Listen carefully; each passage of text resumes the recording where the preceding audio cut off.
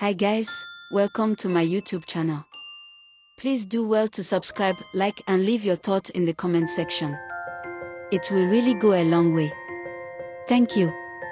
Now, let's dive into the video.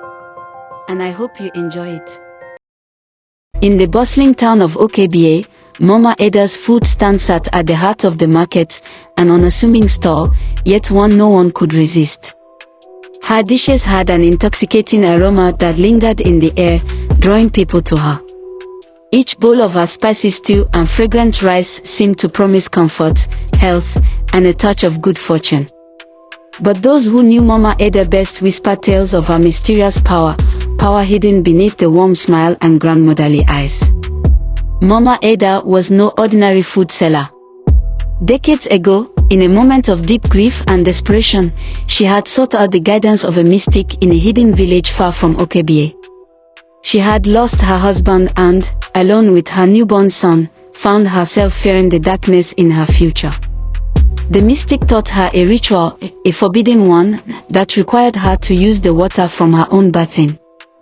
This water, the mystic explained, would not only infuse her food with rich flavor but would give her control over the destinies of those who ate it. For years, Mama Eda cooked with this secret ingredient.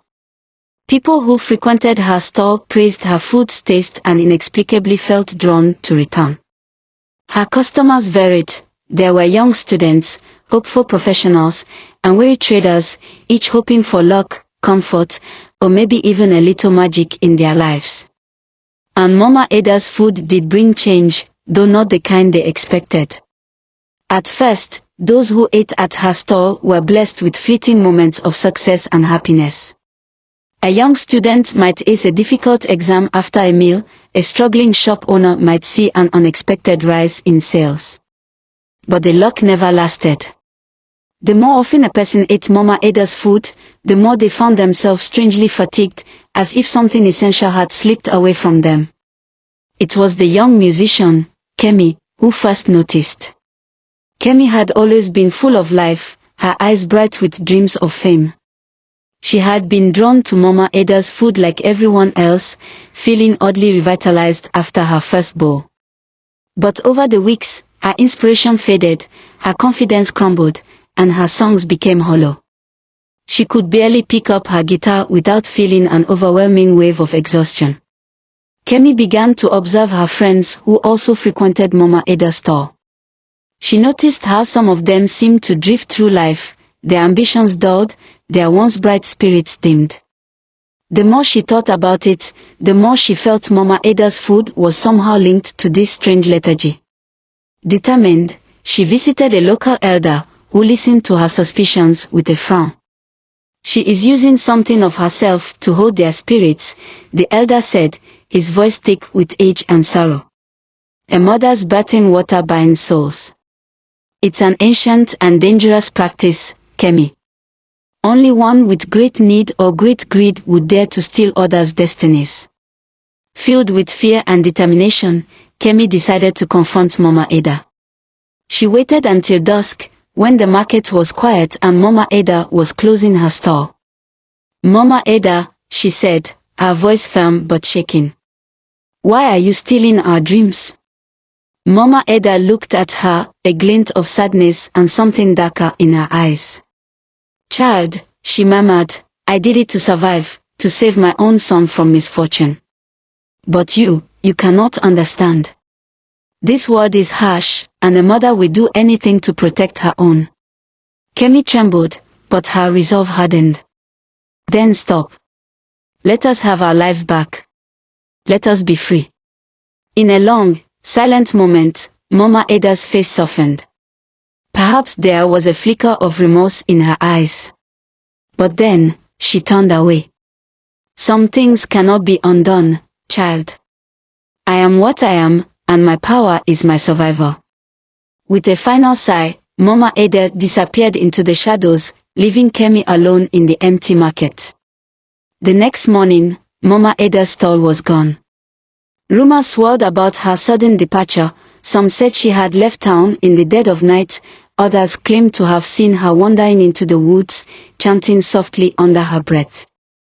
But those who had eaten her food continued to feel a strange emptiness, a lingering sense that something vital was missing from their souls. Kemi never saw Mama Eda again, but every time she looked into the faces of her friends, she felt a pang of sadness, knowing their dreams, once bright and vivid, had been swallowed by a woman who had traded her soul for survival.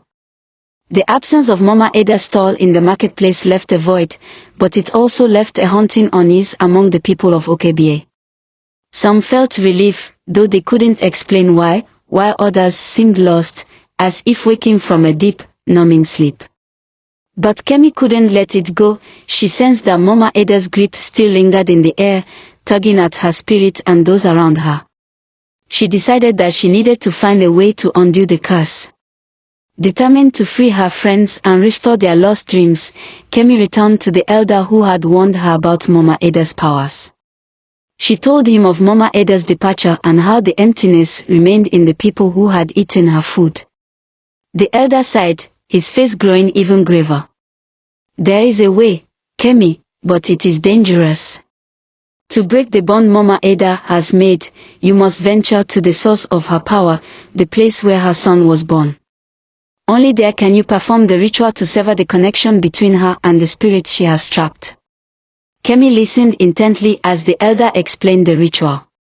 She would need 3 things: a piece of cloth belonging to one who had eaten Mama Eda's food, water from a sacred spring deep in the forest, and a pure flame to burn away the lingering shadows of Mama Eda's curse. But there was one final step. The elder warned her. She must call Mama Eda's spirit back to the place of the binding and confront her directly, demanding the return of each stolen destiny. It would be a dangerous journey, one that required her to walk a line between the living and the dead. With a heavy heart, Kemi gathered the items needed for the ritual. The forest was dense and foreboding, filled with shadows that seemed to dance and whisper as she passed. After hours of walking, she reached the sacred spring, its waters glistening under the moonlight. She filled her container with the spring water, feeling its chill seep through her hands. Finally, she reached a small clearing, a place where the earth felt heavy, as though burdened with secrets. She spread out the cloth, poured the spring water over it, and lit a small flame beside it. Then, with a steady voice, she called out to Mama Eda. Mama Eda. Kemi's voice trembled, but she forced herself to speak with strength. Come forth. I call you to release the destinies you have taken. Return what you have stolen from the people of Okebie. The night was silent, the air thick with anticipation. Suddenly, a cold wind swept through the clearing, extinguishing Kemi's flame. From the shadows, a figure appeared, Mama Eda, her face gaunt, eyes dark and hollow. She looked both sorrowful and defiant, as if torn between regret and survival. Kemi, she said, her voice echoing like a distant cry. You don't understand the sacrifices I made. The power I claimed was to protect my son, to give him a future. What right do you have to take that away? Kemi took a deep breath, standing her ground. But you didn't just protect your son, Mama Eda. You stole the hopes and dreams of others. The people you fed were left empty, wandering without purpose. You saved one life, but at what cost to so many others? Mama Eda's eyes softened, and for a moment, it seemed as if she might relent. But then her gaze hardened. A mother will do what she must. But if you wish to take this from me, you must prove that your spirit is stronger than mine. With that, Mama Eda raised her arms, and the shadows around her began to writhe and twist, forming a swirling mass that threatened to consume Kemi. The ground trembled, and Kemi felt a wave of darkness pressing against her spirit, testing her resolve. But Kemi closed her eyes, grounding herself in the memories of her friends and the dreams they had lost. She thought of the joy and potential that Mama Eda had stolen, and her anger burned bright and fierce within her. She opened her eyes, letting that inner fire shine against the encroaching darkness. No more, Mama Eda, she said, her voice steady. You cannot keep what is not yours. With a final burst of will, Kemi poured the sacred water over the flame, reigniting it in a blinding blaze. The light spread, filling the clearing and casting away the shadows that clung to Mama Ada.